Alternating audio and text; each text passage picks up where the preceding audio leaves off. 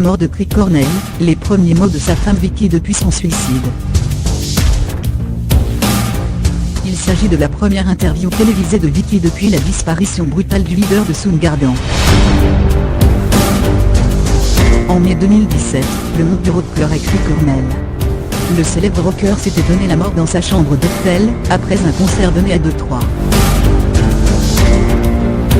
Depuis, Vicky, sa femme, qui est aussi la mère de ses deux derniers enfants Christophe, 10 ans, et Tony, 13 ans, continue de réfuter la thèse du suicide.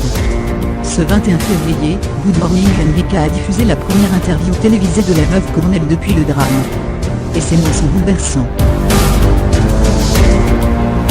Mon mari était loin d'être une rockstar droguée, martèle l'intéressée à Robin Robert, dépeignant le meilleur mari, le plus génial des pères.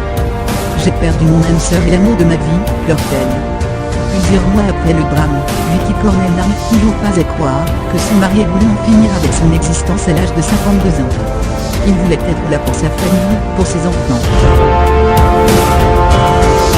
Il adorait sa vie. Il n'aurait en aucun cas voulu quitter ce monde, maintient-elle, avec la conviction que le traitement suivi à l'époque par son mari a altéré son jugement et, donc, qu'il n'a jamais voulu, en conscience, se suicider. Vicky Cornell, qui était mariée depuis 2004 au leader de Soundgarden et Audioslave, a également beaucoup aimé en faisant part de son sentiment de culpabilité.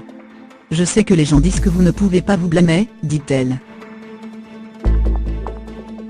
Et j'essaie de le faire. Mais il y avait des signes. Les gens pensent que l'addiction, c'est genre oh, t'étais rien qu'un drogué, ils ne reconnaissent pas que c'est une maladie. Et, je me sens coupable de la même chose. Tu penses que l'addiction est un choix, mais ce n'est pas le cas, regrette-t-elle.